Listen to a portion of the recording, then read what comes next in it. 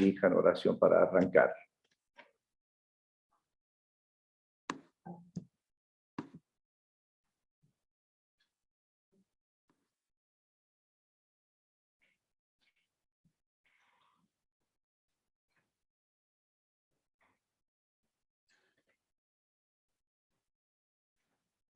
Parece que Fabián no quería orar.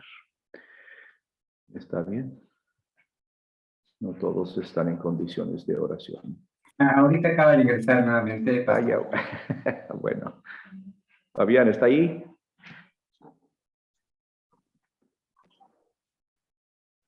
Buenas noches. Ahora sí le va a escuchar. Fabián, buenas noches.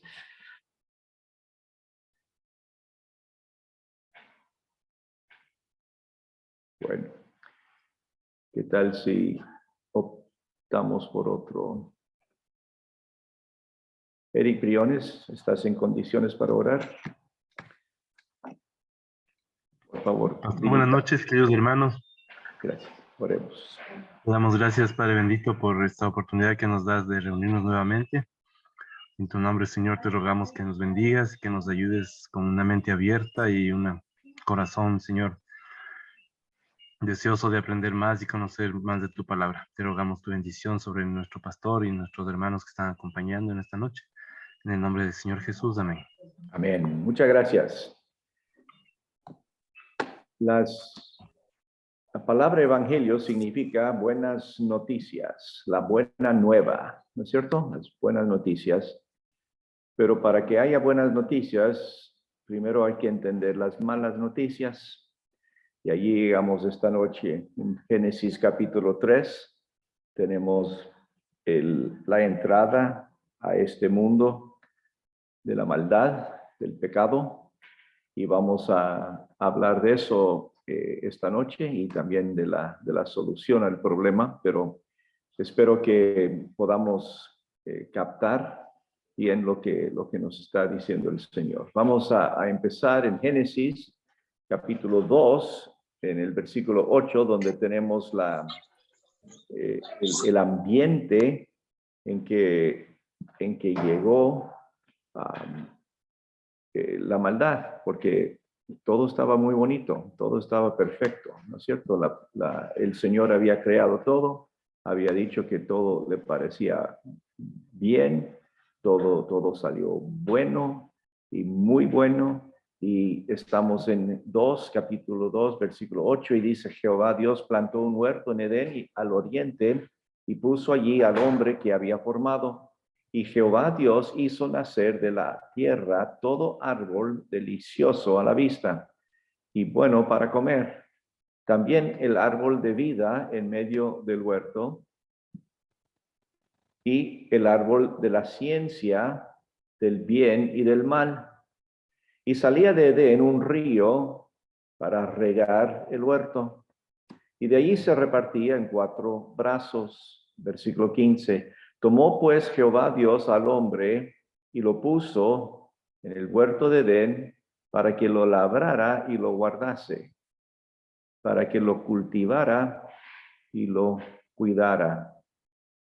Allí es donde estamos, ¿no? La creación está hecha, Dios ya descansó, hay hombre y mujer, las cosas están perfectas. La condición, el ambiente del primer hombre es una cosa hermosa y perfecta. Espera un ratito, se me lanzó esto.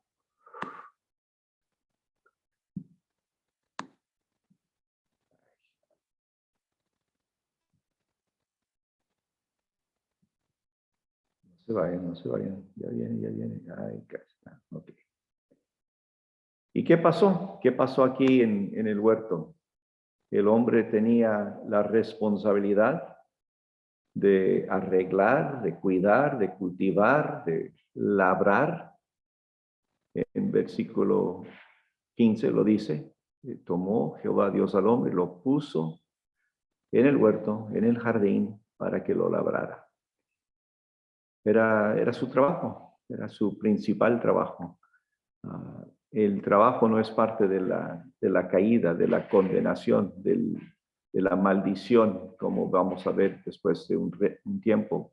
El trabajo es algo normal, para eso nos creó Dios, para hacer, para lograr, para trabajar, para obrar. Así que la responsabilidad del hombre fue arreglar, cuidar, cultivar, hacer el trabajo allí en el huerto. La responsabilidad del hombre también fue obediencia. No era muy complicado, no había una larga lista de hacer esto y no hacer el otro. No había 10 mandamientos.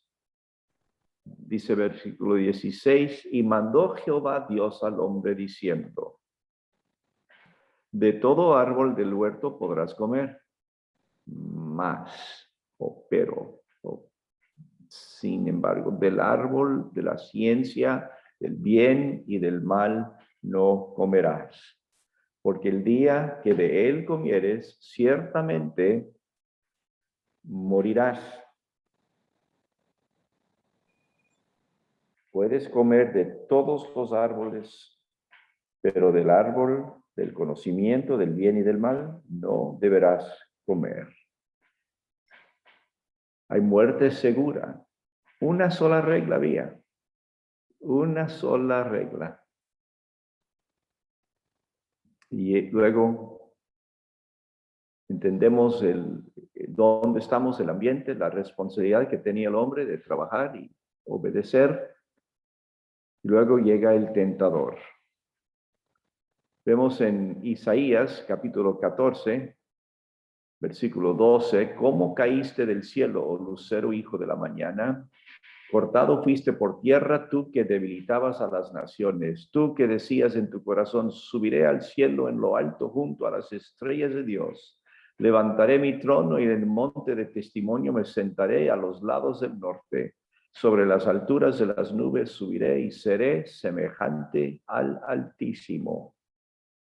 Paso por paso encontramos aquí sus pretensiones. Subiré al cielo, junto a las estrellas levantaré mi trono, en el monte de testimonio me sentaré, sobre las alturas de las nubes subiré, seré semejante al Altísimo. Tenemos aquí sus pretensiones. ¿Cuál era el fin? ¿Cuál era el propósito de Satanás? Él quiso actuar independientemente de Dios y quiso ser Dios. Así que él llega a ese ambiente perfecto en capítulo 3, versículo 1, donde dice, la serpiente era más astuta que todos los animales del campo que Dios, el Señor, había hecho. Así que le preguntó a la mujer, ¿es verdad que Dios les dijo que no comieran de ningún árbol del jardín? ¿Con que Dios os ha dicho? ¿Es verdad? No debemos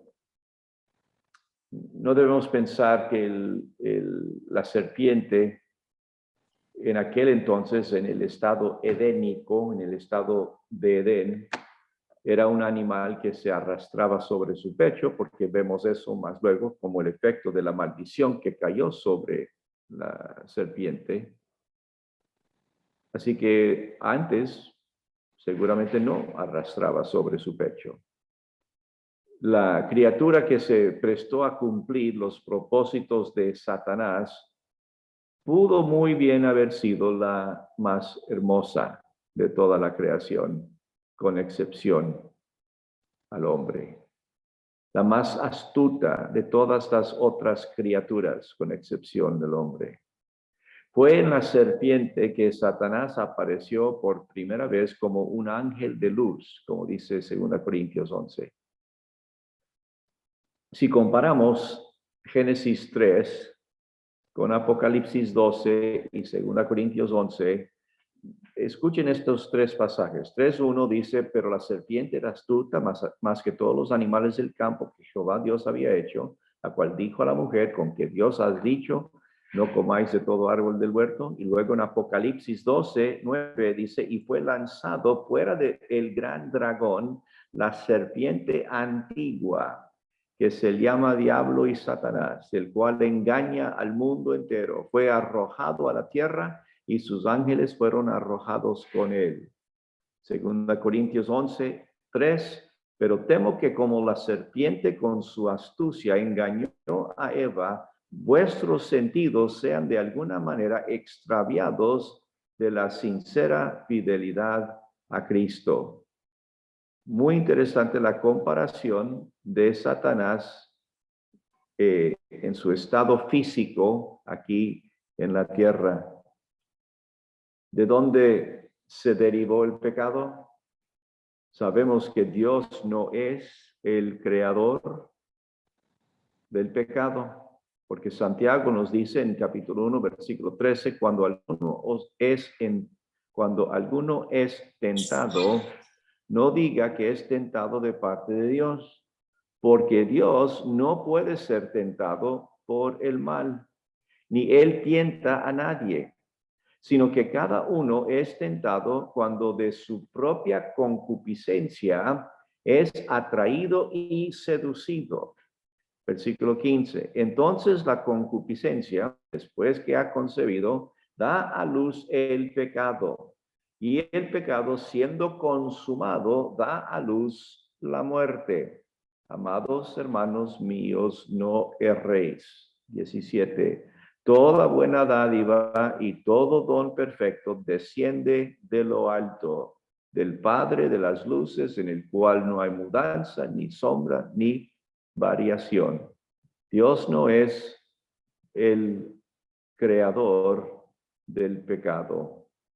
Los términos mal y pecado son algo diferentes. El mal puede referirse a aquello que está latente, que no se expresa todavía, y siempre que se concibe con lo opuesto a lo bueno. El pecado, según Isaías 14, entró al universo a través de Satanás. ¿Cómo caíste del cielo, hijo de la mañana? Cortado fuiste por tierra. Tú que debilitabas a las naciones. El pecado entró en el mundo por el hombre. Romanos 5:12 dice, por tanto, como el pecado entró en el mundo por un hombre y por el pecado la muerte, así la muerte pasó a todos los hombres por cuanto todos pecaron. Dios permitió, porque Dios es todopoderoso, Él permitió que el pecado entre al mundo porque sólo así el hombre podía ejercer su libre albedrío. Tenía ese huerto inmenso, hermoso, con animales y plantas y toda una hermosura. Tenía un trabajo hermoso que hacer, un trabajo que le llenaba, un trabajo que le realizaba a él. Y solo tenía que ejercer su libre albedrío en cuanto un árbol de todo el huerto. Dios permitió que el pecado entre al mundo porque el hombre tenía que ejercer su libre albedrío. Dios podría demostrar su odio hacia el pecado. Él quería una demostración del odio santo contra el pecado horrible. Y a la vez, Dios podría también demostrar su amor y su gracia. Así que viene la tentación. Tenemos la sutileza de Satanás. La serpiente era astuta, más astuta que todos los animales del campo. Y le pregunta, ¿es verdad que Dios ha dicho esto? ¿Estás seguro que eso es lo que Dios te dijo? Empieza con esa sutileza de hacer dudar. Satanás habla por medio de la serpiente. Eva es tentada por el diablo que le habla a través de la serpiente, motivándola a desobedecer a Dios. Aparentemente, Adán y Eva podían comunicarse con el reino animal antes de la caída en formas totalmente desconocidas para nosotros hoy. Si tú vas al patio atrás de tu casa y empiezas a hablar con los animalitos que corren por allí, nadie se va a asustar, pero ten cuidado, que alguien puede pensar que algo no está funcionando bien. Pero en aquel entonces, aparentemente, esa parte fue normal de la comunicación. Antes de la caída, la serpiente no era solamente la más inteligente de las criaturas, sino quizá también la más bella. La serpiente es la primera de 3 criaturas, aparte del hombre, que habla en forma humana en la Biblia. El burro, el asno, en Números 22. Entonces Jehová abrió la boca al asna, la cual dijo a Balaam: ¿qué te he hecho que me has azotado estas 3 veces? El águila en Apocalipsis 8, versículo 13, y miré y oí a un ángel volar por en medio del cielo, diciendo a gran voz: ay de los que moran en la tierra, a causa de los otros toques de trompeta que están para sonar los 3 ángeles. Satanás empezó poniendo en duda la palabra de Dios. Le pregunta: ¿con qué Dios os ha dicho? ¿Es cierto? ¿Es verdad que Dios les dijo? No solo pone en duda la palabra de Dios, sino también cuestiona la bondad de Dios. ¿Es seguro que Dios ha dicho eso? Porque yo creo que Dios está mintiendo, no está diciendo la verdad, porque Él sabe que cuando tú comes vas a mejorar, vas a entender más cosas. Hace dudar de la palabra de Dios, pero también hace dudar de la bondad de Dios. La mujer justifica de antemano el comer del árbol. En versículo 6 dice: vio la mujer que el árbol era bueno para comer y que era agradable a los ojos y árbol codiciable para alcanzar la sabiduría, y tomó de su fruto y comió, y dio también a su marido, el cual comió así como ella. Ella vio, ella ya estaba justificándose. Está agradable, es codiciable, voy a alcanzar sabiduría, según Satanás, según la serpiente. Así que tomó su fruto y luego dio a su marido. Satanás no está satisfecho en hacer dudar la palabra de Dios, él termina negando la palabra de Dios. En 4 dice: entonces la serpiente dijo a la mujer: no moriréis. Aunque Dios les haya dicho que al comerlo van a morir, yo les digo que no vas a morir. Negando la palabra misma de Dios. Aquí tenemos en Génesis 3 la manera que funciona la tentación. Y es el primer ejemplo de tentación en la Biblia, por supuesto, y también es un ejemplo que nos puede ayudar a nosotros. La tentación sigue funcionando de la misma forma exactamente. Al enfrentar las tentaciones, no solo luchamos contra un enemigo externo, como es Satanás, sino que dentro de nosotros mismos reside también un enemigo al que debemos aprender a conocer. Este enemigo es nuestra propia naturaleza pecaminosa, esa tendencia natural a la que le fascina pecar. Ustedes saben cómo es. Estoy hablando con pecadores. un pecador hablando a otros pecadores. Tenemos todavía esa naturaleza pecaminosa. No hemos llegado a la perfección, no hemos llegado al estado sin pecado, como algunos enseñan. Estamos todavía luchando contra eso día tras día. Y debemos conocer este enemigo que es nuestra propia naturaleza pecaminosa. Para poder enfrentar adecuadamente las tentaciones, debemos entender cómo es, ¿no?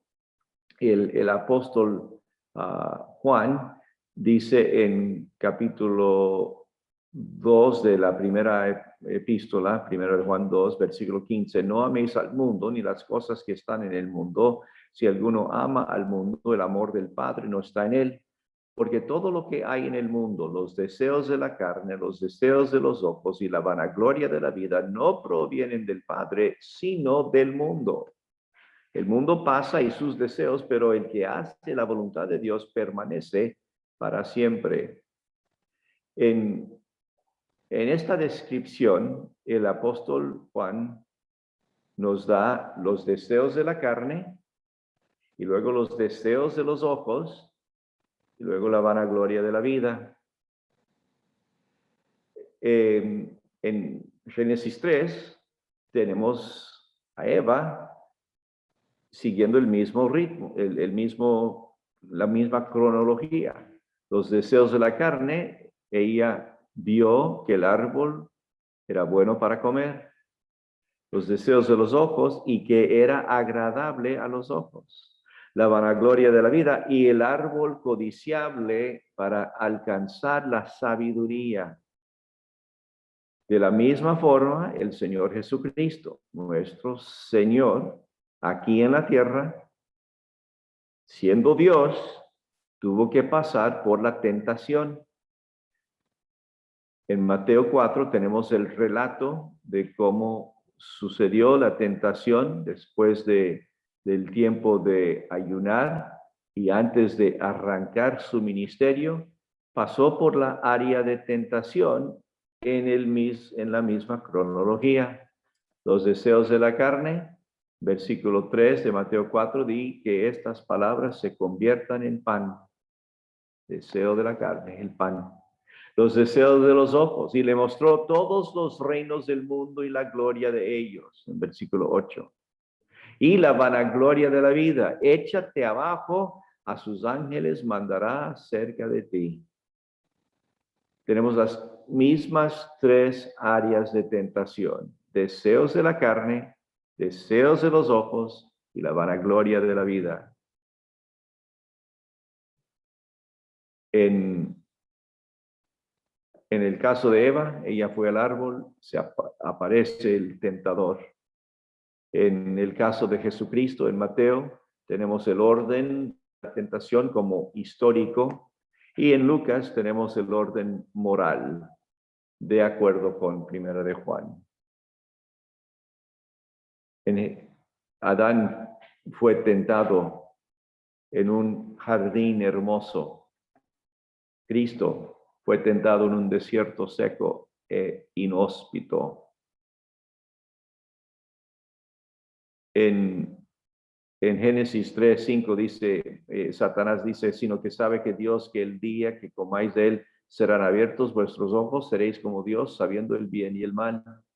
Y en un sentido, las promesas de Satanás eran ciertas. Él es el mentiroso y padre de mentira, y él sabe que metiendo un poco de verdad va a confundir a la gente. No todas sus mentiras son totales, a veces, muchas veces, tienen algo de verdad dentro de la mentira. Porque lo que pasó es cierto, sus ojos fueron abiertos, supieron del bien y del mal, pero no para ser como Dios. Esa parte fue mentira y es exactamente opuesto. Empezó en ellos esta naturaleza pecaminosa y se separaron de Dios. Una media verdad presentada como toda la verdad es una falsedad. No importa que 2/3 de la promesa o de la declaración eran verídicas. una parte era mentira y eso dañó a todo. La caída encontramos como la consecuencia de la caída o del pecado es la muerte. En 2:17 dice: más del árbol de la ciencia del bien y del mal no comerás, porque el día de que de él comieres ciertamente morirás. En ese día empezó el proceso de desintegración. Empezaron a morir. En ese momento, antes de caer, antes de pecar, sus cuerpos estaban creados a la imagen de Dios, estaban creados perfectamente con todas las células donde tenían que estar y todos los órganos funcionando, y no había muerte, no había desintegración, no había una manera de pudrición, todo era perfecto. Así que eso no empezó hasta que desobedecieron.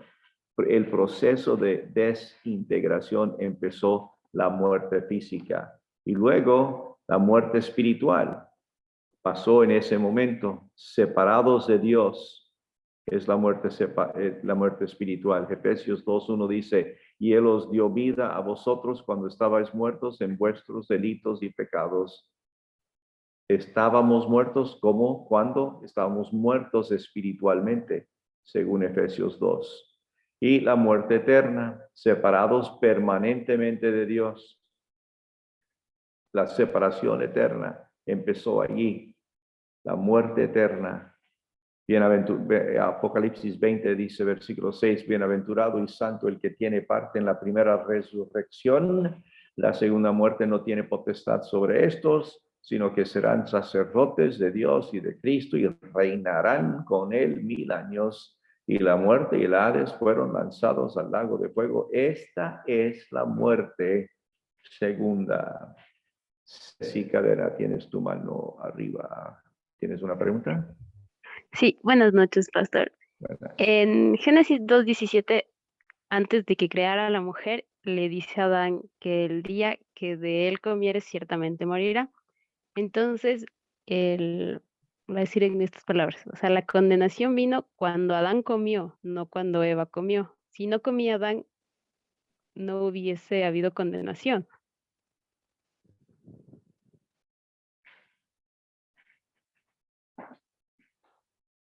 Em,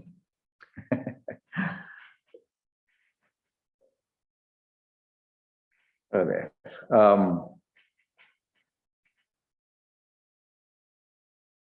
Entró, ok.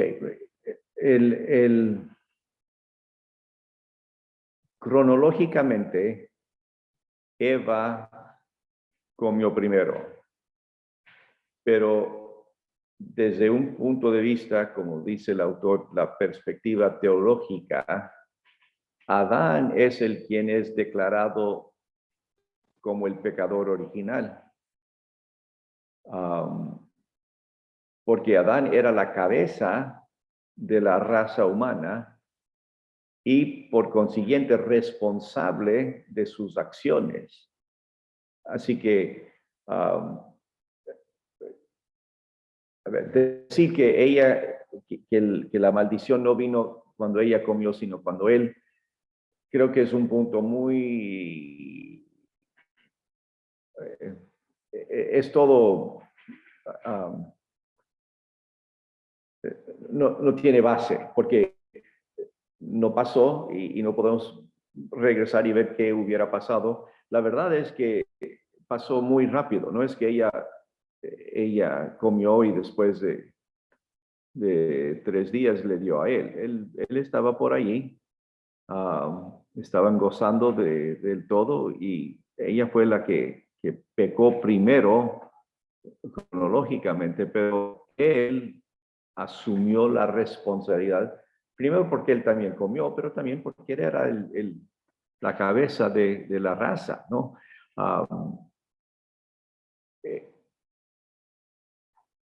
La solución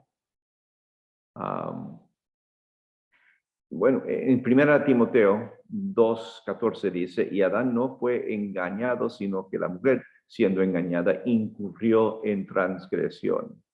Y luego en 2 Corintios 11 dice, pero temo que como la serpiente con su astucia engañó a Eva, vuestros sentidos sean de alguna manera extraviados de la sincera fidelidad a Cristo.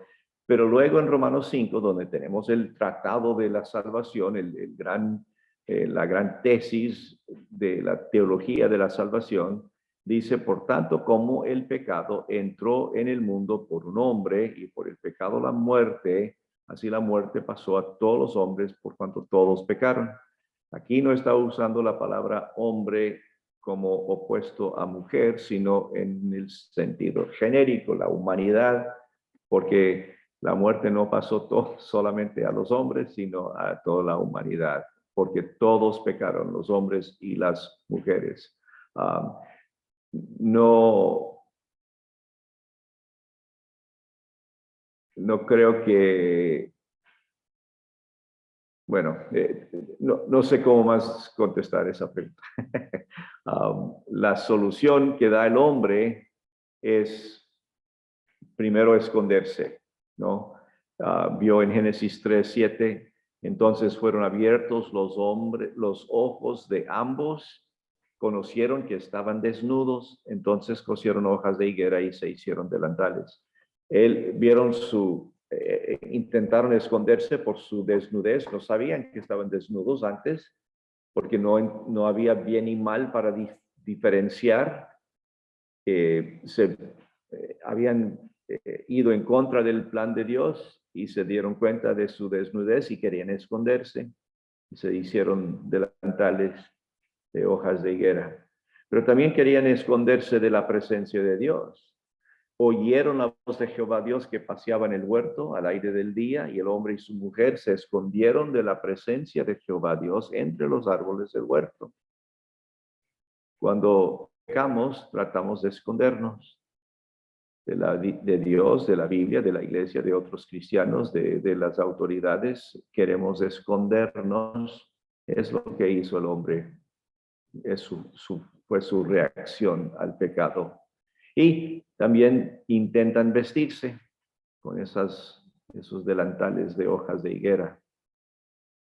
Aquí creo que tenemos el primer ejemplo del esfuerzo religioso humano.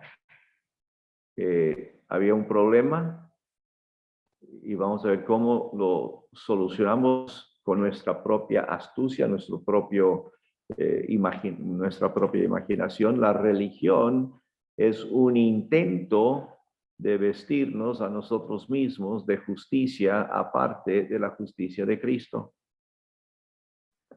Adán y Eva lo hicieron con hojas de higuera. Los hombres de hoy lo intentan mediante la educación, la membresía en una iglesia, el bautismo, las ofrendas, la confirmación, las buenas obras, la religión, los diezmos, todas las cosas buenas que se imaginan, pero de nada sirve todo eso, porque nuestra justicia, aparte de la justicia de Jesucristo, no es justicia, no es nada bueno, nuestras buenas obras, nada. Isaías 64, versículo 6, si bien todos nosotros somos como suciedad y todas nuestras justicias como trapo de inmundicia, y caímos todos nosotros como la hoja y nuestras maldades nos llevaron como viento. Aquí tenemos la comparación de lo mejor que tenemos nosotros con lo que en verdad Dios ve. Y dice que nuestra justicia, lo mejor que tenemos, lo mejor que hacemos delante de Él es un trapo de inmundicia, dando a entender que son los trapos que usaban los leprosos, con todo lo que salía de su cuerpo, de su piel. Eso es lo mejor que hacemos nosotros. Eso es cuando hacemos buenas cosas, buenas obras. cuando damos de comer a los hambrientos, cuando cuidamos a los huérfanos, cuando hacemos todas las cosas buenas que se puede imaginar en nuestra propia justicia delante de Dios, son trapos de inmundicia. Nosotros podemos tratar de vestirnos, de escondernos, pero son hojas de higuera, son cosas que no funcionan. También vemos que tienen miedo. En versículo 10 de capítulo 3 dice, y él respondió, oí tu voz en el huerto y tuve miedo, porque estaba desnudo y me escondí. No, de golpe empezó el miedo, no había temor, no había susto hasta este momento. Oí tu voz en el huerto y tuve miedo, me escondí. Tampoco aceptaron su responsabilidad. El hombre culpa a la mujer.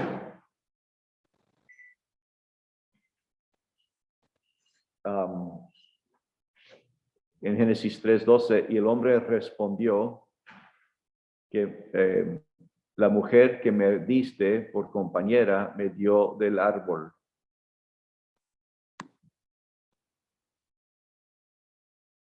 Y yo comí. El hombre culpa a la mujer. Y luego la mujer culpa a la serpiente. En versículo 13, entonces Jehová Dios dijo a la mujer, ¿qué es lo que has hecho? Y dijo la mujer, la serpiente me engañó y comí.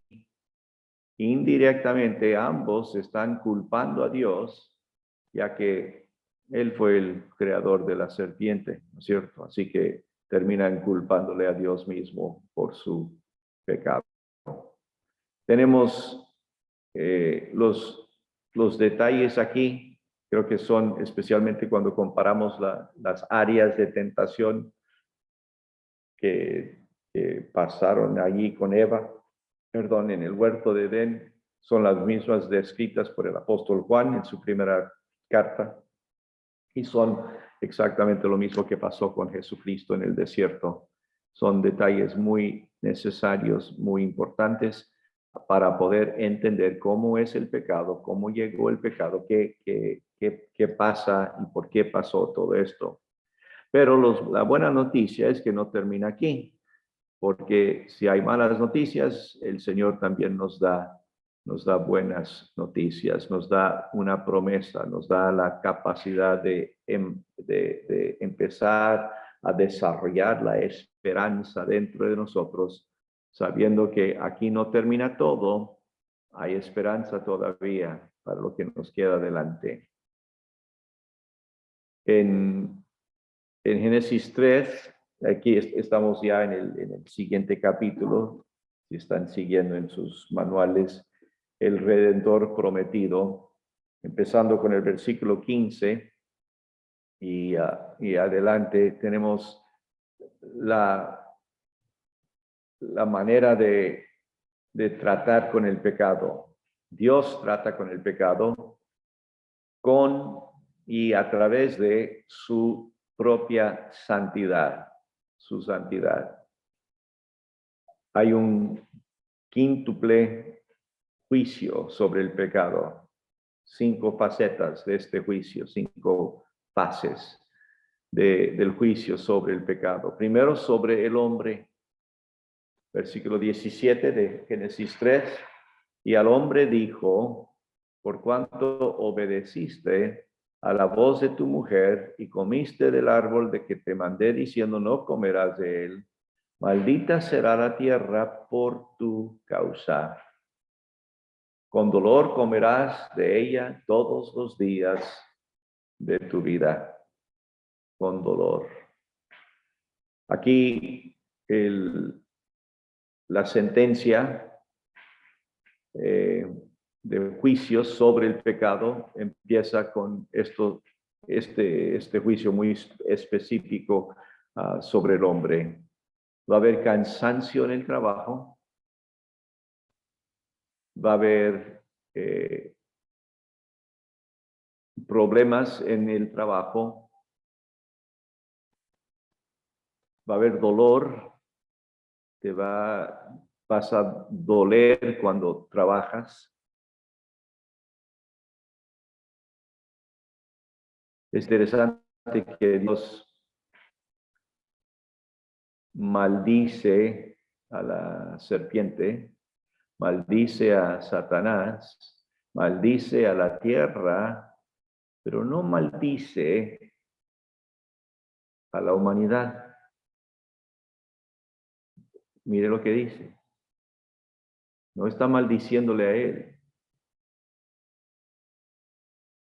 Porque no hiciste lo que yo dije, porque comiste lo que no tenías que comer. Maldita será la tierra por tu causa. Sobre la mujer, en Génesis 3:16, a la mujer dijo, multiplicaré en gran manera los dolores en tus preñeces. Con dolor darás a luz los hijos, y tu deseo será para tu marido, y él se enseñoreará de ti. Dolor en el nacimiento de los hijos, aquí en 3:16. Multiplicaré tus dolores en el parto y darás a luz tus hijos con dolor. Desearás a tu marido y él te dominará. Hay dolor y hay una subordinación al hombre. Igual que con la otra pregunta, imaginar lo que podría haber sido si no hubiera sido lo que hubo, no sabemos. Pero parece que antes de esto no hubo subordinación al hombre de parte de la mujer, pero fue parte de la consecuencia del pecado. Sobre la naturaleza, espinos y cardos te producirá y comerás plantas del campo. En Romanos 8, versículo 19 dice, porque el anhelo ardiente de la creación es el aguardar la manifestación de los hijos de Dios, porque la creación fue sujetada a vanidad, no por su propia voluntad, sino por causa del que la sujetó en esperanza. Porque también la creación misma será libertada de la esclavitud de corrupción a la libertad gloriosa de los hijos de Dios. Porque sabemos que toda la creación gime a una y a una está con dolores de parto hasta ahora. Espinos y cardos. Fue en este momento que entró en efecto el principio científico inmutable conocido como la segunda ley de la termodinámica. Esta ley dice que cuando un sistema se deja a sí mismo tiende a hacerse desordenado. Cuando estás con tu niño o tu nieto y le empujas en un columpio y lo haces 2 veces y te sientes en la banca, dejas de empujar, eventualmente el columpio deja de mover, ¿no? Cualquier sistema que se deja a sí mismo tiende a hacerse desordenado.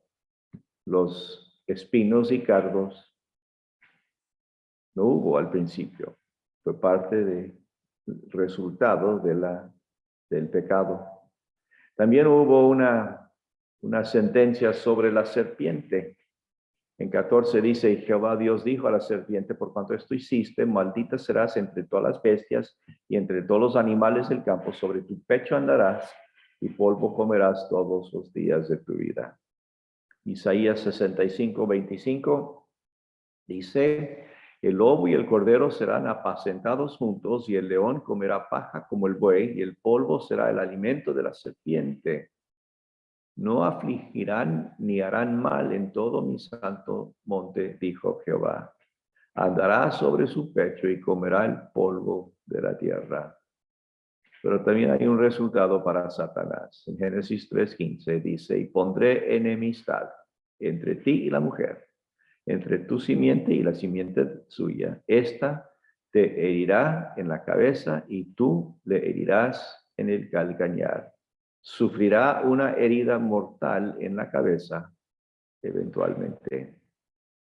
Ahora, Vemos aquí lo que hemos estado viendo es cómo Dios trata con el pecado y este juicio sobre el pecado. Pero también quiero que veamos cómo Dios trata con el pecado a través de su gracia. Y hay tres cosas aquí, la gracia de Dios. Primero, buscando a Adán. En 3:9 dice, mas Jehová Dios llamó al hombre y le dijo, ¿dónde estás tú? Dios toma la iniciativa buscando al hombre para solucionar el pecado que éste había cometido. Él le va buscando al hombre, ¿dónde estás? Él toma la iniciativa buscando a Adán. Y luego les promete un Salvador. Va a haber enemistad entre ti y la mujer, entre tu simiente y la simiente suya. Esta te herirá en la cabeza y tú le herirás en el calcañar. Aquí observamos la primera vez que se profetiza la venida de un Salvador. Desde el mismo momento en que el hombre pecó y comprendió que había caído bajo la maldición de Dios, Dios le prometió un Salvador. Génesis 3:15 se le conoce como el protoevangelio, como el primer evangelio, las primeras nuevas buenas. Pondré enemistad entre la mujer y la serpiente. Se refiere a dos cosas. La simiente de la mujer es Abel. Se compara con la simiente de la serpiente, que es Caín. Hijos de Dios, hijos de Satanás. Jesucristo, Satanás. Herida en el calcañar, como dice Isaías 53, fue herido, y herido en la cabeza, Romanos 16, donde habla de la conquista final de Satanás. Este es el conflicto que ha existido desde el momento en el huerto de Edén hasta la actualidad. Hay siempre dos lados, hay siempre una enemistad entre lo que Dios quiere y lo que el enemigo quiere. Este conflicto es siempre. Les promete un Salvador y al final les viste. En Génesis 3:21 dice, y Jehová Dios hizo al hombre y su mujer, y a su mujer túnicas de pieles y los vistió. Jehová les viste con túnicas de animales, lo que es un hermoso tipo de la justicia que Dios provee a base de un sacrificio. La vestidura que había imaginado el hombre, esa religión falsa, fue una hoja de higuera. Un poco de lluvia, aunque no había lluvia todavía, un poco de sol, un poco de trabajar en el huerto, y esa túnica de hoja no iba a aguantar. Necesitaban algo más permanente y Dios les hizo unos trajes de cuero muy hermosos. Pero más que la parte práctica de cuero contra hojas, es que ese vestido, ese vestimento, era base de un sacrificio. Un animal tenía que morir para que Dios pudiera poner sobre el hombre y la mujer túnicas de pieles. Las vestiduras son en la Biblia un símbolo de la justicia. En el sentido ético de lo que es malo, simbolizan la justicia propia, como ya vimos, ¿no? En Isaías 64. Nosotros somos como sociedad y todas nuestras justicias como trapo de inmundicia. Caímos nosotros como la hoja y nuestras maldades nos llevaron como viento. El trapo nos vestimos con ese trapo de inmundicia. En Filipenses 3, versículo 6, en cuanto a celo perseguidor de la iglesia, Pablo está dando sus credenciales aquí. En cuanto a la justicia que es en la ley irreprensible, pero cuantas cosas eran para mí ganancia, las he estimado como pérdida por amor de Cristo. Ciertamente, aún estimo todas las cosas como pérdida por la excelencia del conocimiento de Cristo Jesús, mi Señor, por amor del cual lo he perdido todo y lo tengo por basura para ganar a Cristo. En el sentido ético de lo que es malo, la justicia propia no nos sirve para nada. En el sentido ético de lo que es bueno, las vestiduras simbolizan la justicia de Dios sobre todo aquel que cree. La justicia de Dios, Romanos 3:21. Pero ahora, aparte de la ley, se ha manifestado la justicia de Dios, testificada por la ley y por los profetas, la justicia de Dios por medio de la fe en Jesucristo, para todos los que creen en Él, porque no hay diferencia. La justicia de Dios en la ley, en los profetas, por medio de fe en Jesucristo, es otra cosa. Son vestiduras que valen. En Apocalipsis 2:7 dice, el que tiene oído, oiga lo que el Espíritu dice a las iglesias. Al que venciere le daré a comer del árbol de la vida, el cual está en medio del paraíso de Dios. Versículo 22, en medio de la calle, capítulo 22, versículo 2. En medio de la calle de la ciudad y a uno y otro lado del río, estaba el árbol de la vida, que produce 12 frutos, dando cada mes su fruto, y las hojas del árbol eran para la sanidad de las naciones. Tenemos el huerto de Edén como el ejemplo de la justicia de Dios. También tenemos la situación de Caín y Abel en capítulo 4. Tenemos la familia que va a enfrentar la envidia. Versículo 1 de Génesis 4 dice, conoció Adán a su mujer Eva, la cual concibió y dio a luz a Caín, y dijo, por voluntad de Jehová he adquirido varón. Después dio a luz a su hermano Abel, y Abel fue pastor de ovejas, y Caín fue labrador de la tierra. Podemos ver esto como una familia también prototipo, ¿no? La primera familia. Que se podría relacionar, nosotros podemos relacionarnos con ellos en una familia común, corriente, que tuvo que enfrentar el pecado de la envidia y la consecuencia. Tenían padres, Adán, Eva, 2 hijos varones, Caín, el primogénito, que escogió la profesión de agricultor, y su hermano menor, Abel, quien fue granjero. Así empieza la historia.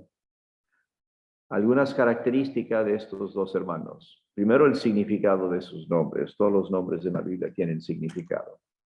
Conoció Adán a su mujer Eva, la cual concibió y dio a luz a Caín. Y dijo, por voluntad de Jehová he adquirido varón.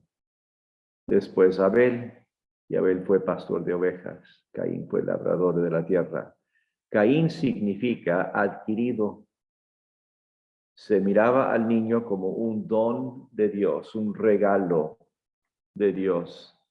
Destaca que consideraban a Caín como algo que Dios mismo les había dado. Abel significa vapor. Quizá el significado apunta a la brevedad de su vida, como dice Santiago. Rapidito. ¿Qué profesión tenían? Pastor de ovejas y labrador de la tierra. Desde el mismo principio de la humanidad observamos la existencia de una división de trabajo, puesto que a Caín se identifica con la tierra como agricultor, Abel se identifica con el ganado, con el granjero. Semejantes sus profesiones, pero diferentes, que después les iba a causar problemas. ¿Qué es lo que generó la envidia? Versículo 3 de capítulo 4. Aconteció andando el tiempo que Caín trajo del fruto de la tierra una ofrenda a Jehová, y Abel trajo también de los primogénitos de sus ovejas, de lo más gordo de ellas. Y miró Jehová con agrado a Abel y a su ofrenda, pero no miró con agrado a Caín y a la ofrenda suya. Y se ensañó Caín en gran manera y decayó su semblante. Entonces Jehová dijo a Caín: ¿por qué te has ensañado y por qué ha decaído tu semblante? Observamos que la ofrenda de Abel agradó a Dios y la ofrenda de Caín le desagradó. El problema no estaba en la profesión de cada uno. No es que a Dios le caen bien los granjeros y no soporta a los agricultores. Ese no es el problema. En verdad, el detalle gira en torno al camino que el hombre escoge para llegar a Dios. Abel trajo también de los primogénitos, de sus ovejas, de lo más gordo, y miró Jehová con agrado. Apoyándonos en otros pasajes de la Biblia, sabemos, en Hebreos 11:4, dice: por la fe ofreció a Dios más excelente sacrificio que Caín, por lo cual alcanzó testimonio de que era justo, dando Dios testimonio de sus ofrendas, y muerto aún habla por ella. Romanos 10:17, así que la fe es por el oír por la palabra de Dios. Hebreos 9:22. Y casi todo es purificado según la ley con sangre, y sin derramamiento de sangre no se hace remisión. Hebreos 11 indica que Abel trajo su ofrenda por fe. Romanos 10 enseña que la fe viene por el oír. Esto significa que Dios debe haber enseñado a Adán y a su familia a cómo acercarse a él. No tenemos todos esos detalles, pero se ve. Si Hebreos 11 es verdad y Romanos 10 es verdad, Dios tenía que haberles enseñado cómo pueden acercarse. Y luego en 3:21 indica que se incluía el sacrificio de sangre. Y Hebreos 9 afirma que debe haber derramamiento de sangre para que exista perdón de pecados, para que exista el restablecimiento de nuestra relación con el Señor. Cuando vemos la ofrenda de Caín, dice que el Señor no miró con agrado a Caín y a la ofrenda suya. Caín trajo de la tierra maldita una ofrenda sin sangre. No le costó la vida a nadie. Su ofrenda tal vez fue sincera, pero no se aceptó. No tenía fe en lo que Dios había dicho. No tenía fe en la palabra de Dios. No estaba aceptando lo que Dios les había enseñado, ni dependencia en el sacrificio de un sustituto. ¿Recuerda lo que dice el versículo 11 de Judas? Ay de ellos porque han seguido el camino de Caín. El camino de Caín. Caín tenía su propia religión. Él tenía su propia manera de acercarse a Dios. Una religión sin sangre. Una religión basada en buenas obras, en cosas religiosas, en justicia propia. La verdad es que en el mundo actual hay más de 5,000 religiones. Y todas esas religiones que existen hoy se pueden agrupar en dos categorías: la de Abel y la de Caín. La de Abel depende de la sangre de Cristo y su obra en la cruz. La de Caín depende de sus propias buenas obras y es una religión que agrada al hombre. La una conduce al cielo y la otra al infierno. Caín se equivocó. Caín se equivocó al escoger el único camino que le podía conducir a Dios, y fue tal su testarudez y dureza de corazón que buscó a una persona inocente para desquitarse de lo que según él le había hecho Dios. Tuvo envidia. Tuvo envidia de su hermano y de cómo la ofrenda de él había sido recibida y no la suya. Como resultado de esto se ensañó. Mira lo que dice versículo 5 y 6. Pero no miró así a Caín ni a su ofrenda. Pero por eso Caín se enfureció y andaba cabizbajo. Entonces el Señor le dijo, ¿por qué estás tan enojado? ¿Por qué andas cabizbajo? Ensañar es enojarse, enfurecerse en gran manera, y decayó su semblante, cabizbajo, con la cabeza para abajo, agachado, triste. Arder de celos, de cólera, de encolerizarse, entristecer, indignar, inflamar. Estos verbos están conjugados de diferente manera, mostrando un progreso en el nivel de ensañamiento, en el nivel del enojo.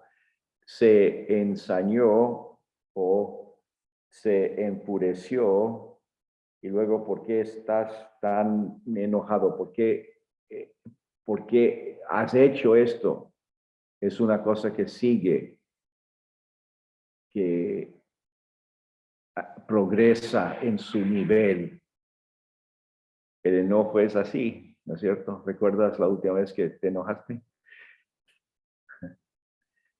Empezaste con una pequeña molestia, pero dejaste que eso crezca, te enojaste y luego te enojaste mucho más, y luego empezaron a romperse las cosas, el puño por la pared, y el enojo crece. Hay un progreso. Y todo este enojo basado en la envidia. Se enojó, se enfureció, decayó su semblante. ¿Cuál es la advertencia de resolver la envidia? Versículo 6 otra vez. Entonces el Señor le dice, ¿por qué estás tan enojado? ¿Por qué andas cabizbajo? Si hicieras lo bueno, podrías andar con la frente en alto. Pero si haces lo malo, el pecado te acecha como una fiera lista para atraparte. No obstante, tú puedes dominarlo. Tú puedes dominar. Dios observa nuestras emociones. Él nos conoce. Él sabe qué es lo que sentimos. ¿Por qué te enojaste? ¿Recuerdan lo que dijo Jesús en el Sermón del Monte? Capítulo 5 de Mateo, versículo 21. Oíste que fue dicho a los antiguos, no matarás, y cualquiera que matare será culpable de juicio, pero yo os digo que cualquiera que se enoje contra su hermano será culpable de juicio. Una emoción salida del control puede llegar a ser tremendamente destructiva. La envidia de Caín produjo un asesinato. La envidia por una ofrenda. En capítulo Pastor, 7. ¿Sí? Pastor Jaime, Sí, señor. bueno, decir algo. Esta lección ha sido muy interesante personalmente para mí, me ha hecho pensar bastante. Sí, iniciando desde que el primer hijo nacido naturalmente en condición normal como nosotros fue de la simiente del diablo, lo que dijo el estudio. Y otra cosa es que, por lo que yo entiendo, el momento de sacrificar el animal para poner vestimenta al hombre, entonces ellos vieron el sacrificio del animal. Y cómo es que Abel entendió esta parte de seguir, digamos que entendiendo esa parte del sustituto. Entonces, pensando en Caín, cómo él tuvo una idea de de matar a alguien. O sea, si nunca antes había un muerto, nunca antes hubo algo mal. Yo me imagino, puedo estar muy equivocado, pero no sé si usted tenga una mejor opinión. Yo creo que ellos veían el sacrificio de los animales y de pronto entendió cómo matar algo o a alguien. No sé si tengo esa idea o no. ¿Qué piensa, pastor, en esa parte? ¿Cómo es que llegó a matar si nunca antes había pasado algo similar? Claro, que nunca lo había pensado, pero lo que dices creo que es muy acertado, que sí habían hecho sacrificios, Adán había hecho sacrificios, ellos habían visto, Abel sabía cómo hacer el sacrificio, sabía cómo matar a un animal y que con el cuchillo, lo que sea, con el derramamiento de sangre, sabía que allí el animal quedó sin vida y ya fue algo normal que pudieran ver. Y creo que tienes la razón allí, que él sabía bien lo que hacía, en el sentido, él sabía que quitar la vida es que esa persona ya no iba a vivir más, ¿no? Y él sabía bien. El, el, el enfoque aquí está en el pecado, en este caso el pecado de la envidia, que creció y se hizo enojo y en el ojo enfureció y que eso fue creciendo, y vamos a ver eso en Santiago, pero y luego lo dominó por completo y no tuvo otro remedio, tenía que matar, estaba tan enfurecido. Y es lo que hace el pecado, ¿no? Nos hace hacer cosas que nunca hubiéramos hecho, pensando bien, tranquilos, pero la envidia de Caín es lo que produjo el asesinato. Y creo que sí, porque nunca habían visto a una persona muerta, no sabían, nadie había muerto de causas naturales, no habían visto los programas de crímenes en la televisión. No sabían todo eso, pero él tenía suficiente maldad y odio en su corazón para poder hacerlo. En versículo, a ver, ¿alguien más? ¿Alguien dijo algo? En capítulo 4, versículo 7 dice, si hicieras lo bueno, podrías andar con la frente en alto, pero si haces lo malo, el pecado te acecha como una fiera lista para atraparte. No obstante, tú puedes dominarlo, tú puedes tener victoria sobre esto. Tú tienes la elección, tú tienes la decisión. Dios está tratando de concientizar a Caín del hecho de que no debería estar ensañado, enfurecido, enojado contra su hermano Abel. Abel no había hecho nada malo. Es el mal proceder de Caín al traer una ofrenda no ajustada a lo que Dios les había enseñado, que hizo que se produzca la desaprobación de Dios y luego la envidia de Caín. Es natural que el que obra mal trate de responsabilizar a otros o a sus circunstancias por las malas cosas que piensa hacer. Y si necesitan ejemplos actuales, mira tu corazón, mira cómo eres cuando alguien se enfrenta a ti con alguna cosa que hiciste mal. Y no tiene que ser envidia, no tiene que ser asesinato, no tiene que ser sangriente, pero cuando nos enfrentan con nuestra falta, con nuestro pecado, ¿cómo reaccionamos? No hacemos igual que todos los que hemos visto hasta aquí. Responsabilizar a otros es que la mujer que me diste, es que la serpiente me dijo, es que mi hermano trajo otra ofrenda. es responsabilizar a otros o a las circunstancias. Si yo hubiera tenido mejor educación, yo sería más rico, yo tendría un comportamiento mejor. Si mis padres se hubieran amado el uno al otro, yo no estaría en la cárcel. Siempre culpando a las circunstancias o las cosas que nos pasa para justificar o para explicar por lo menos lo que hemos hecho, lo que pensamos hacer. Pero Dios dice, el pecado está a la puerta.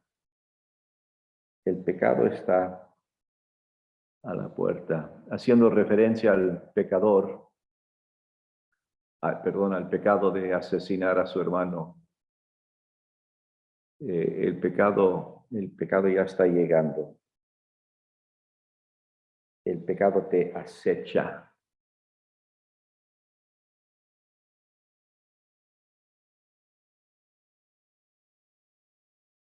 Es una advertencia. Cuando no manejamos bien nuestras emociones, pueden descontrolarse. Cuando envidiamos y no llegamos a confesar el pecado, lo único que estamos haciendo es abriendo la puerta para añadir otros pecados a nuestra vida. El domingo aquí en Tijuana prediqué sobre 1 de Juan. Bueno, primero la parte donde Juan el Bautista anuncia al Mesías como el Cordero de Dios que quita el pecado, y luego fuimos a 1 de Juan. Si confesamos nuestros pecados, Él es fiel y justo para perdonarnos. Sabe que a veces no hablamos de lo que pasa cuando no confesamos nuestro pecado. Está muy claro lo que pasa cuando confesamos, pero ¿qué pasa cuando no confesamos nuestro pecado? Él no es fiel y justo para perdonarnos. Él es fiel y justo, pero no puede perdonarnos porque no nos hemos puesto de acuerdo con Él. No puede limpiarnos porque no estamos presentándole nuestro pecado. No estamos admitiendo que somos pecadores. Si no hemos confesado, lo que pasa es Él sigue abriéndose más puertas a los pecados y seguimos pecando. Piensa en tu propia vida por un momento, chicos y chicas. Piensa en tu propia vida espiritual, en tu vida cristiana, en tu matrimonio, en tu familia, en tus relaciones, en tu trabajo, lo que sea. ¿Dónde hay un problema? ¿Dónde está el problema principal de pecado en tu vida? ¿Y qué pasa cuando tú confiesas ese pecado? Es un alivio, ¿no es cierto? Te sientes mucho mejor porque Dios te limpia. Tú confiesas, Él te limpia. Si no confiesas, lo vuelves a cometer. Ese pecado o otro que está relacionado. Y luego sigues. Cuando envidiamos y no confesamos el pecado, estamos abriendo la puerta para añadir otros pecados. Santiago 1:15 dice que el pecado empieza de una manera pequeña, crece y lleva a la muerte. Eso ocurrió con Caín. Voy a leer eso porque ya está apagado las 2 horas de Zoom, así que yo no tengo a dónde ir. Santiago capítulo 1.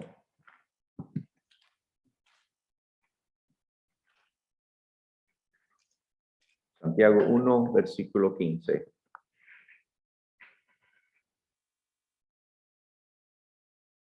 A ver, el 14. Todo lo contrario, cuando uno es tentado, cuando sus propios malos deseos lo arrastran y seducen, luego cuando el deseo ha concebido, engendra el pecado, Y el pecado, una vez que ha sido consumado, da a luz la muerte. Empieza pequeño y va creciendo y termina con la muerte. Porque la paga del pecado es la muerte. Y eso es lo que ocurrió con Caín. Aquí vemos en la vida de él desilusión, ira, envidia y por último, homicidio. El odio en su corazón le llevó al asesinato con sus propias manos. El pecado sí tiene la capacidad de controlarte. Lo vemos. Si no lo ves en tu vida, seguramente lo ves en otras vidas, ¿no es cierto? Personas que están cerca de ti. Tú ves cómo el pecado puede controlar. Si bien hicieres, no serás enaltecido. Si no hicieres bien, el pecado está a la puerta con todo esto y a ti será su deseo. Y tú podrás dominar. Dios vio el corazón sin fe de Caín, vio el semblante decaído y le advirtió que el pecado estaba llegando como una bestia salvaje, como una fiera, esperando para destruirle. Y Dios le dice, Él te desea, hablando del pecado, y se va a enseñorear, te va a dominar, o tú puedes dominar a Él. ¿Qué esperanza nos da eso? Tú puedes controlar el pecado, tú puedes dominar el pecado, pero está a la puerta, te está acechando, está a punto de convertirte en asesino, pero tú puedes cambiar esto. Arrepiéntete y vuelve a mí. Darte la vuelta. Si confesamos nuestros pecados, Él es fiel y justo. Si nos arrepentimos de nuestro pecado, Él nos salva. Esto fue tan real en la vida de Caín que a continuación debemos dar un paso más en ese proceso. Debemos tomando la decisión de matar. Y todo es una cosa premeditada. Allá en Estados Unidos dicen asesino de primer grado, first degree murder, porque está premeditada. No fue un accidente, no fue un momento de furia, de ira. Fue algo maquinado, pensado, organizado. En versículo 8 dice, salgamos al campo. Dijo Caín a su hermano Abel, salgamos al campo, y aconteció que estando ellos en el campo, Caín se levantó contra su hermano Abel y lo mató. Salgamos al campo, vamos por acá. Ya tenía planificado. No fue circunstancial, no fue un accidente. Caín llevaba algún tiempo maquinando este asesinato. Lastimosamente, Caín alimentó a la bestia salvaje de la tentación y abrió la puerta y le invitó a entrar. Caín le invita a su hermano para hablar con él, pero luego lo mató a sangre fría. Primero de Juan 3:12 dice, no como Caín, que era del maligno y mató a su hermano. ¿Y por qué causa le mató? Porque sus obras eran malas y las de su hermano justas. Encontramos la maquinación, pero luego vemos el mismo asesino y mentiroso. Lo mató y Jehová dijo a Caín, ¿dónde está Abel tu hermano? Y él respondió, no sé. Caín, como su padre el diablo, era mentiroso y homicida. Vosotros, versículo 44 de Juan 8, dice, vosotros sois de vuestro padre el diablo, y los deseos de vuestro padre queréis hacer. Él ha sido homicida desde el principio y no ha permanecido en la verdad, porque no hay verdad en él. Cuando habla mentira, de suyo habla, porque es mentiroso y padre mentira. La voz de la sangre de tu hermano clama a mí desde la tierra. La sangre de Abel clamaba por justicia. ¿Cuál es la consecuencia que produce la envidia? Las consecuencias del pecado de Caín. Versículo 11 dice, ahora pues maldito seas tú de la tierra que abrió su boca para recibir de tu mano la sangre de tu hermano. Caín trató de mentir para ocultar su pecado. Ocurrió lo que siempre ocurre. Nuestro pecado nos alcanzará. Y si dejamos de confesar pecados, si dejamos de acercarnos a Dios, los pecados crecen y el uno nos lleva al otro.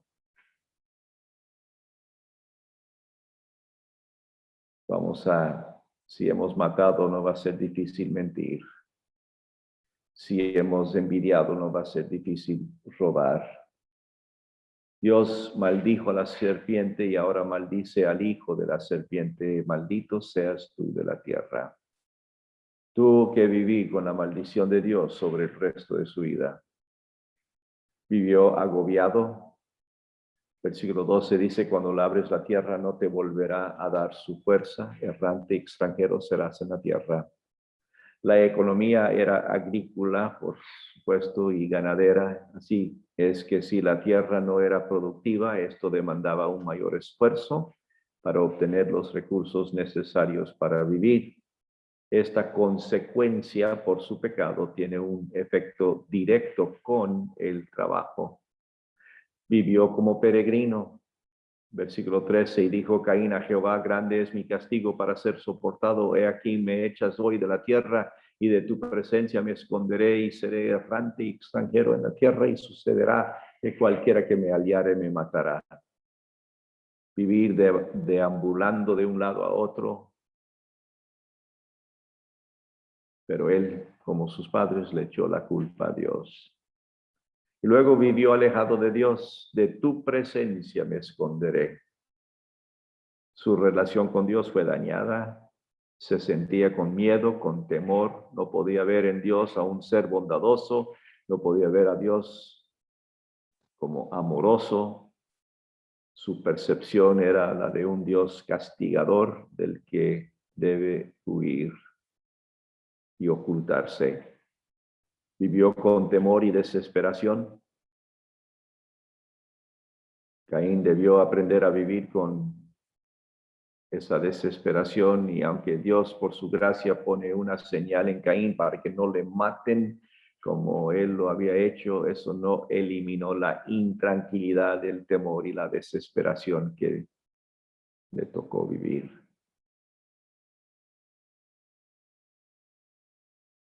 Vida sin Dios. Vieron lo que dice el versículo 16, salió pues Caín de delante de Jehová y habitó en la tierra de Nod, al oriente de Edén. Y conoció Caín a su mujer, la cual concibió y dio a luz a Enoc y edificó una ciudad y llamó el nombre de la ciudad del nombre de su hijo Enoc. La primera civilización que pereció en el diluvio se originó con Caín y tenía el carácter y el destino de él. Era una sociedad materialista, lejos de la presencia de Dios. Él decidió alejarse de Dios. Salió pues de delante de Jehová. Salió, escogió alejarse. Fue la tierra de Nod. Nod significa descargarse, andar errante. De modo que la misma tierra que escogió Caín habla de su alejamiento de Dios. Decidió neutralizar la maldición de Dios. En Génesis 4:17 dice, y conoció Caín a su mujer, la cual concibió y dio a luz a Enoc y edificó la ciudad. Pasó Caín el resto de su vida peregrinando, ¿no? Se estableció y edificó una ciudad. Estando en la tierra de Nod, edifica una ciudad. Esto fue un intento para neutralizar la maldición de Dios. El nombre de su hijo significa iniciación. Sugiere un nuevo comienzo, pero era un comienzo sin Dios. Toma el nombre de su hijo y llama a la ciudad como él. Y tenía una prosperidad engañosa. Evaluados desde el punto de vista humano, la familia de Caín era gente famosa y exitosa. Religiosos, En Génesis 4:18 dice, a Enoc le nació Irad, e Irad engendró a Mehujael, y él engendró a Metusael, y Metusael engendró a Lamec. En Génesis 1 aparece la palabra de Dios, la palabra hebrea Elohim. Algunas veces se escribe El o Elá. Ese es el primer nombre de Dios. El bisnieto y tataranieto de Caín tienen en sus nombres la terminación El. Mehujael y Metusael.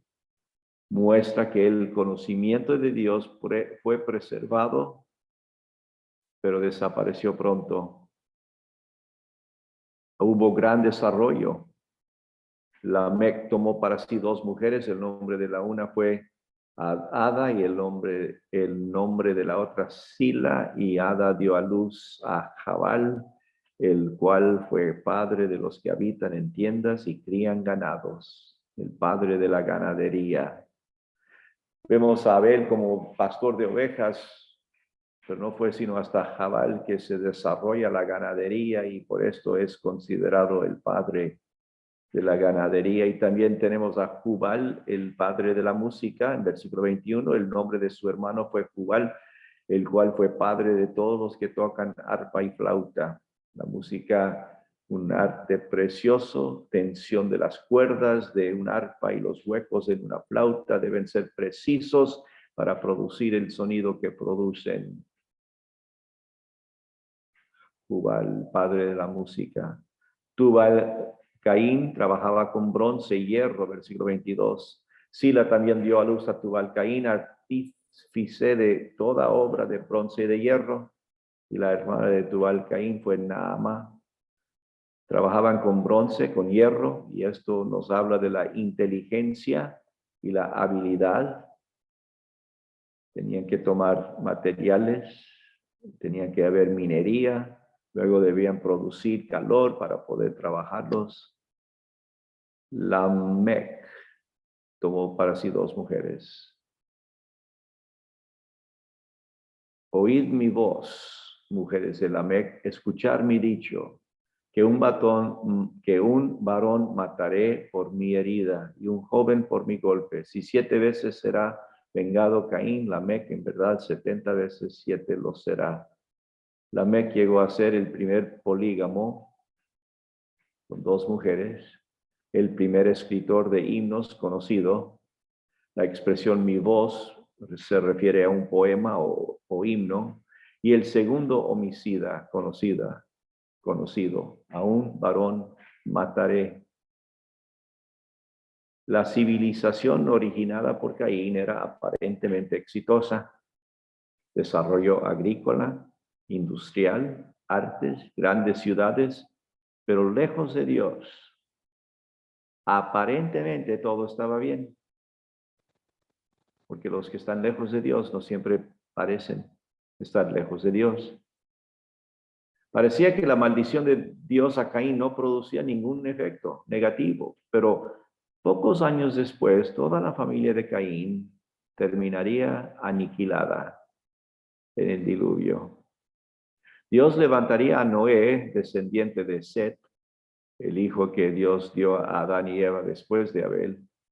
El significado del nombre Set es el designado o el sustituto. Dios no trató de reformar a los cainitas, los rechazó y al fin y al cabo los condenó en el diluvio. Y Noé, descendiente de Set, sobrevivió. La gracia de Dios con una familia que tuvo que enfrentar la envidia. Con esta primera familia, ¿cómo fue la gracia de Dios? En versículo 25, y conoció de nuevo a Adán a su mujer, la cual dio a luz un hijo y llamó su nombre Set, porque Dios, dijo ella, me ha sustituido otro hijo en lugar de Abel, a quien mató Caín. Y a Set también le nació un hijo y llamó su nombre Enos. Entonces los hombres comenzaron a invocar el nombre de Jehová. La gracia de Dios. Set, el sustituto, el designado, El conocimiento de Dios se estaba perdiendo y a través de Caín solo quedaba religiosidad que terminaría con toda la familia en el diluvio. Pero Dios levanta una nueva generación. Le da a Eva otro hijo, Set, el sustituto. El sustituto. Sería el antepasado de Noé, a través de quien se formaría una nueva sociedad.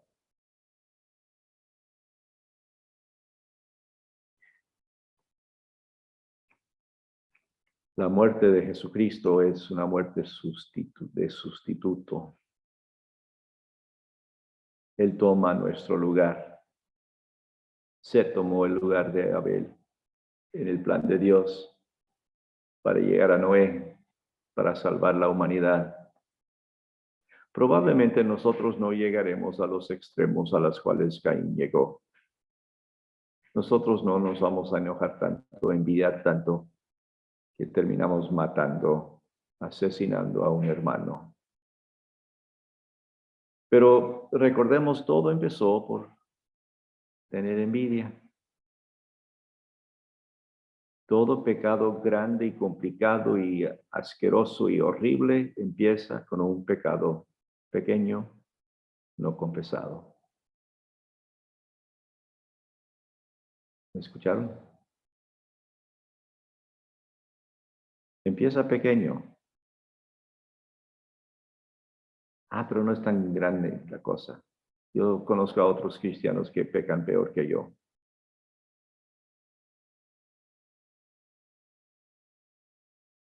Ese progreso, ese abrir de la puerta, va rápido. Y sin pensarlo dos veces te encuentras en un pecado grave que afecta a mucha gente.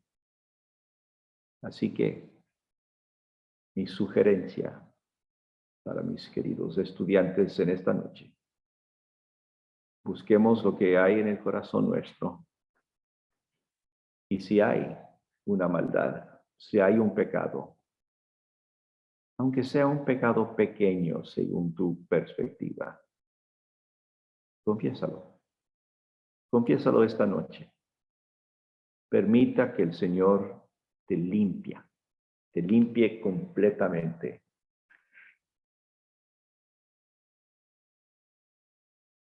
Qué hermoso es deshacernos de los trapos de inmundicia y ponernos en la justicia de Dios.